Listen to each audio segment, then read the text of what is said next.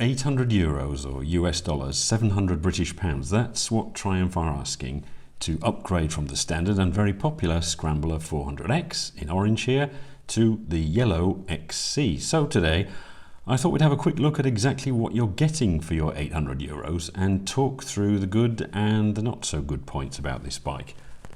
I'll look at the equipment upgrades in a minute, but I have to say right off the bat that this new for 2026 XC does look very nice.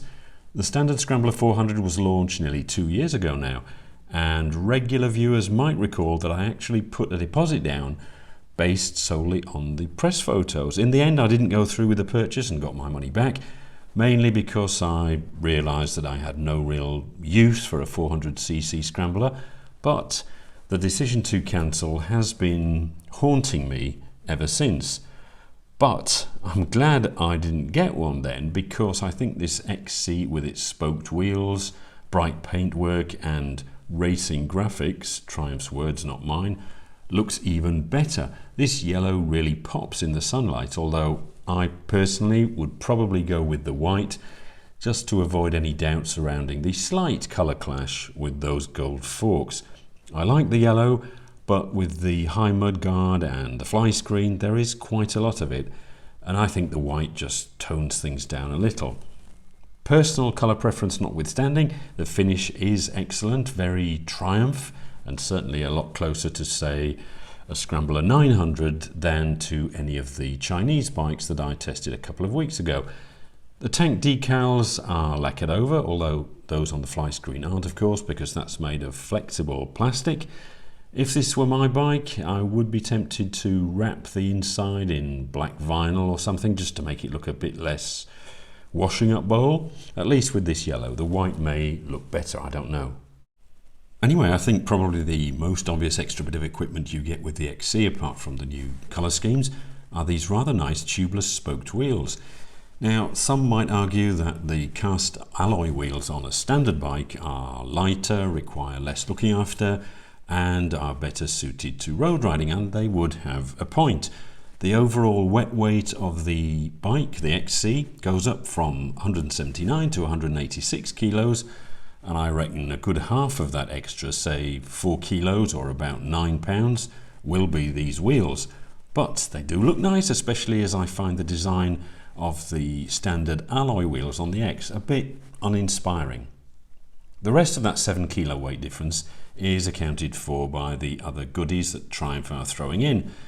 High-mounted beak-style front mudguard, the aforementioned fly screen, adjustable clutch and brake levers. The X gets fixed levers, which have come in for criticism, more of that later, and this dinky little sump guard and crash bars, which are options on the X. Now, I'm sure the bars and the sump guard have been fully tested, but they do look a bit puny in comparison to those you'll typically find on, say, an adventure bike. They don't stick out very far, and the tubing used is quite small in diameter. In fact, I hadn't even noticed the bars or the sump guard until the sales manager at Triumph Algarve pointed them out to me. You also get a black seat rather than the brown of the standard bike on the XC, which I actually prefer. I think a brown seat with yellow paint and gold forks would have been a bit too much.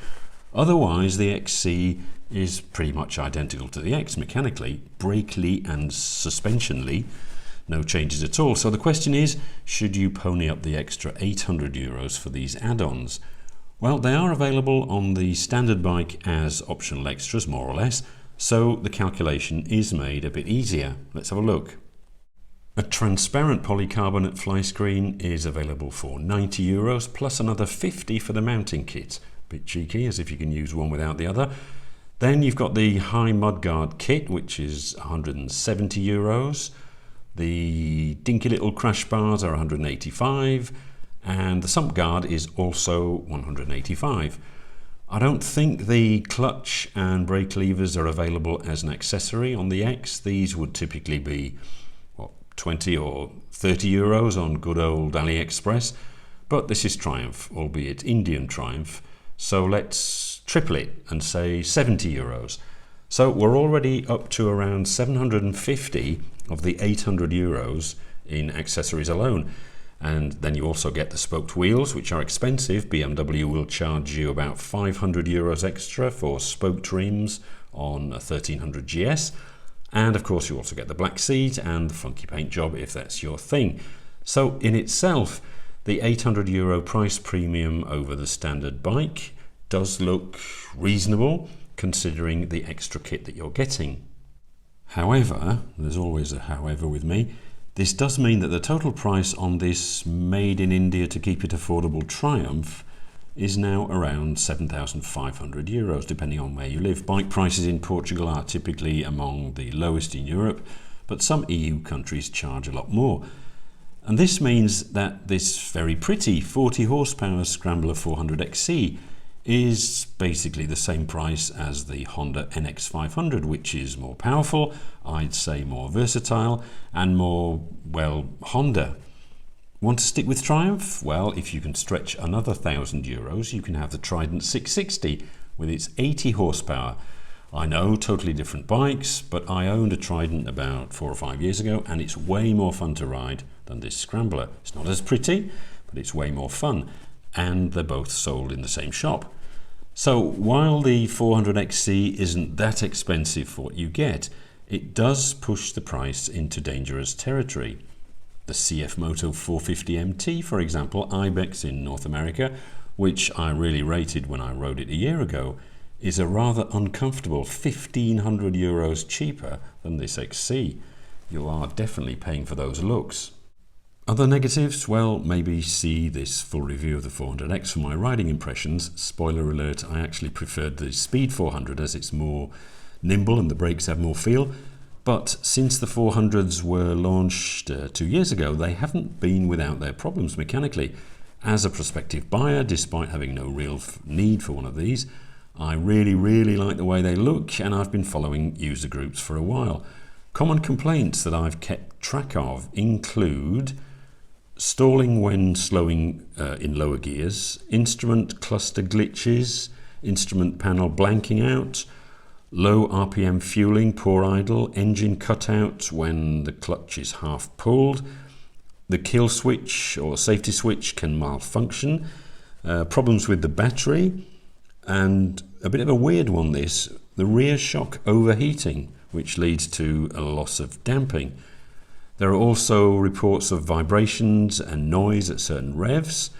The seat or the fuel cap has had fitting issues, and as I said, the brake feel isn't the best, and the quality of the levers has also been called into question. I would also add, as an owner of a Tiger 900 Rally Pro, that the spokes on the Acront rims have been known to randomly break or fall out, although it has to be said the rims on this 400 are made by XL, so this may no longer be an issue. But in general, spoked rims do require a minimum of care and maintenance, whereas cast or forged wheels are very much fit and forget. All that being said, would I buy one? Yes, absolutely. I have no need for a small capacity Scrambler, but I will continue to lust over these every time I visit the Triumph showroom. They're pricey, and there are questions over the reliability, although I'm confident many of the issues that have been reported have now been ironed out. But a bit like with the Vespa scooter I tested a couple of weeks ago, this is one of those bikes I'd buy on looks alone if I had the budget. And there's always the 2-year warranty extendable to 4 to fall back on if needed. What do you think? Are there better alternatives available for the money? That CF Moto 450 certainly is tempting if you can get past the Chinesiness.